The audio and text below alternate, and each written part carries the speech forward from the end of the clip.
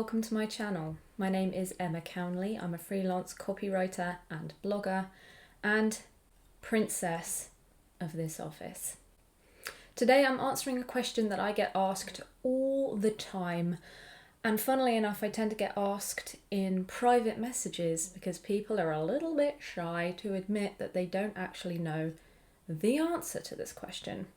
Today I'm going to tell you some of the things that you should factor into your freelance quote in order to make sure that you're covering all the bases and getting a fair fee for the work that you're doing. As always, this comes with a small disclaimer. This is just how I do it. If you've got any tips that you would like to give to me, you can leave a comment below or find me on Twitter at @EJCownley.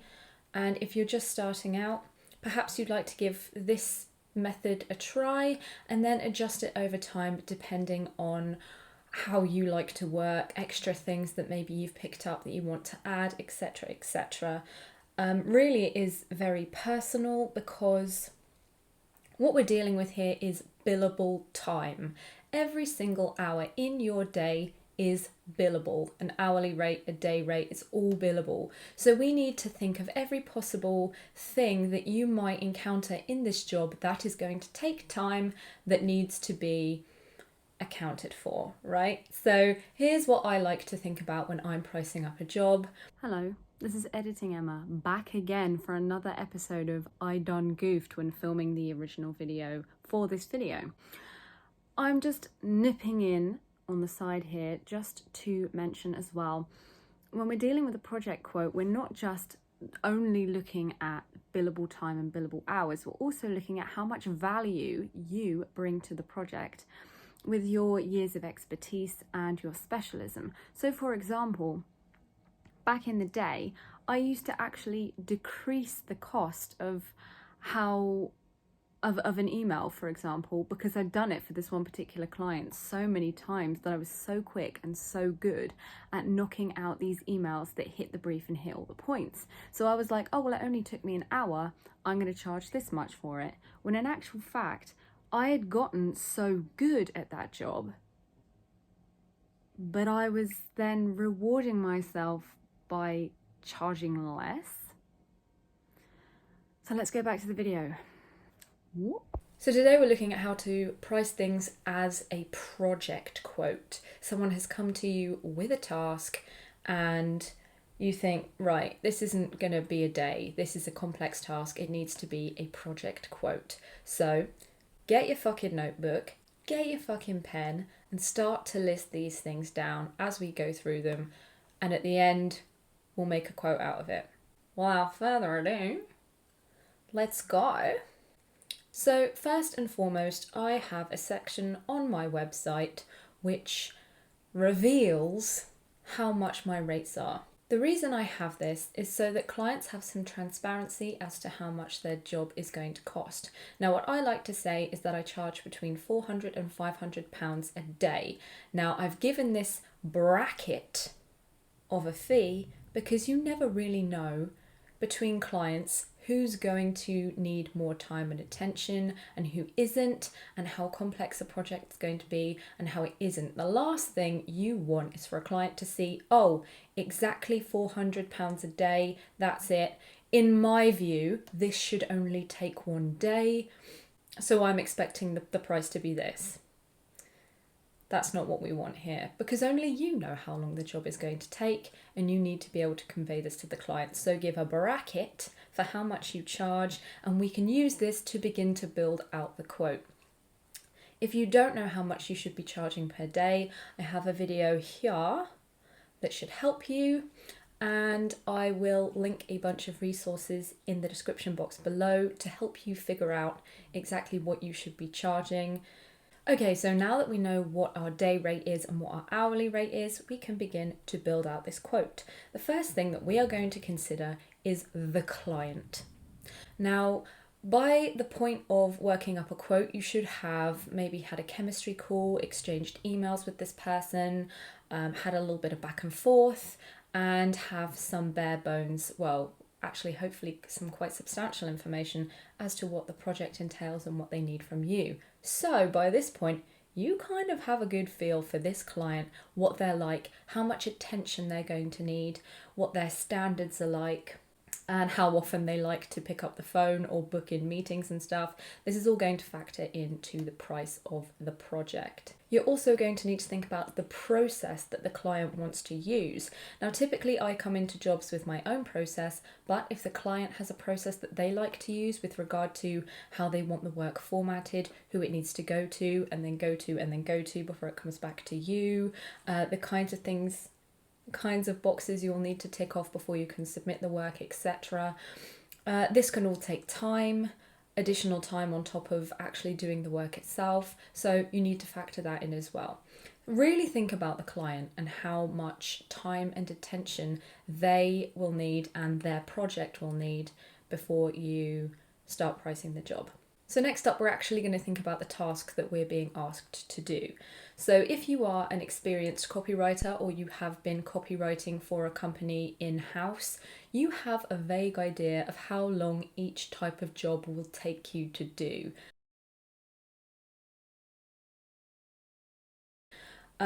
This is going to be hugely important in the quote. I always like to add in a little bit of extra time just to account for any problems, any writer's block, anything. I mean, obviously it's not always going to go perfectly, is it? You're not going to sit down and be like, bring, and then kind of bash it all out and have it be wonderful. Sometimes we have problems, we need back and forth, we need inspiration, we need a little bit of extra time to get going. So I like to factor that in so I'm not screwing myself over and then panicking because I'm working overtime and haven't accounted for that and I'm not getting paid for it effectively.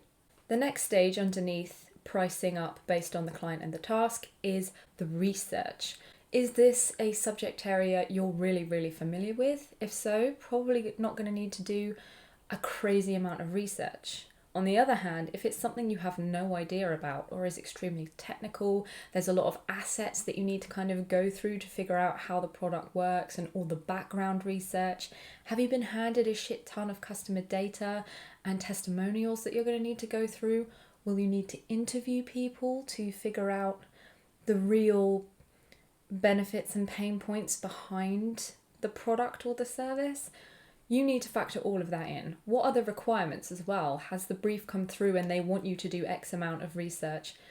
Really think about how much research you're going to need to do before you can actually start writing. You know, just to even understand the project, get to grips with it. Are you going to have to download the app, use the app, go through the whole thing? Are you going to have to attend an entire webinar or event before you can write it up? Do you need to sit there for an hour, 2 hours at an event? All of that stuff needs to be factored in. Next up, we've got our basic housekeeping, and that's ancillary tasks that you'll need to do. And this again kind of goes back to the client and the kind of processes that they want you to use when you're working on the job. So ancillary tasks, how many emails are you going to be sending backwards and forwards? How many documents and quotes are you writing up for this client? Are you spending a lot of time formatting a document perhaps? How much time are you going to spend compiling? You're okay, don't panic. How much time are you going to spend compiling files or data? How much time are you going to spend in meetings with this person? That all kind of has to be factored in because it's all stuff to do with the job that you're doing for this client. Probably won't amount to much time overall, but oh mate, you okay? We'll be fine. Shh, we'll be fine. You know what this is? I'm using a broken tripod and I have been for quite some time. You're okay, fella. Ancillary tasks, don't forget to factor those in. Now we need to consider the turnaround for the job. If it's a rush job, I strongly suggest you charge more. If the client has just come in, got a whole load of work, need it tomorrow, need it by the end of the day, put a fucking premium on that stuff. Otherwise, this particular client knows that you are the go-to for every rush job.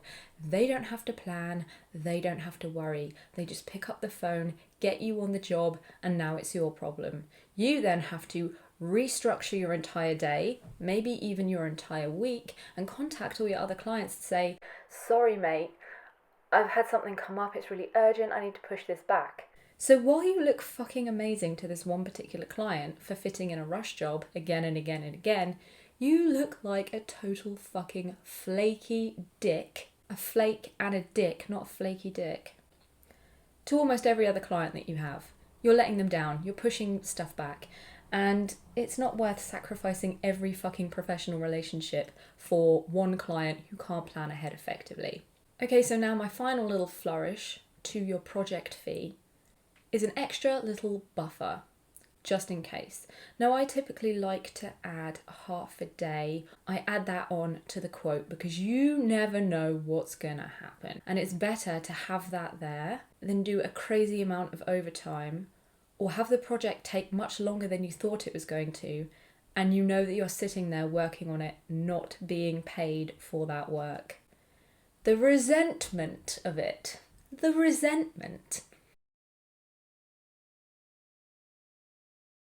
So by now, on your little notebook, you should have a list of, for each individual thing, a list of kind of vague, this will be half a day, this will be 2 days, this will be however many days. Fucking add up those days using your day rate. That is your project fee. Okay, so now we know how much things are going to cost, right? And we know what's going to be involved in this situation. We need to work up a formal quote that we present to the client with all the pomp and circumstance of a professional. So what I like to do is have a document. I like to make a nice little table because I love neatness and I just love putting things in tables. That's just how I roll. I'm tidy. I list out every single deliverable with exactly what it entails, and then the fee for the project, and then underneath I'll just, as a courtesy, list out the extra things included. 1 round of amendments, 1 round of tweaks, keyword research, SEO optimization, readability software, all that stuff that you would naturally do as part of the job, but you kind of want them to know that they're getting value for money. It's just nice to put that stuff in there, I think. Also, it helps to establish the fact that there will only be 2 rounds of amendments. You need to be absolutely sure when you are submitting to me your feedback that you have done everything. You've gone through it with a fine-tooth comb. You have really thought about the edits that you are giving me to do. You know, we're not going to go again and again and again and again because you keep changing your mind and you're going to get those for free. No, sir. That's not how we do things over here. Underneath the quote, I'll just kind of put a little bit of something about my payment terms and how the whole situation is going to work. So I say, payment terms are 30 days. I'm not registered for VAT. 50% of the fee will be required up front before I start work as deposit. The remaining 50% will be paid on final delivery and sign off. Anything outside of the quoted deliverables will be subject to an extra charge at £50 an hour, or we can renegotiate a separate project fee if it's going to be substantial. And I hand that over, make sure they know exactly what I expect from them financially, because we need to talk about money, guys. We need to talk about money like professionals. We can't be shy, because when we're shy about this shit, we get screwed over. The only person in charge of your money is you, mate. So there we go. Hopefully that was helpful to you. That is how I price a project and all of the factors that I like to consider when I'm doing it. But as I said at the start of the video, if there's extra stuff that you do that you think I would benefit from, fucking hell, leave a comment. I want to know about it.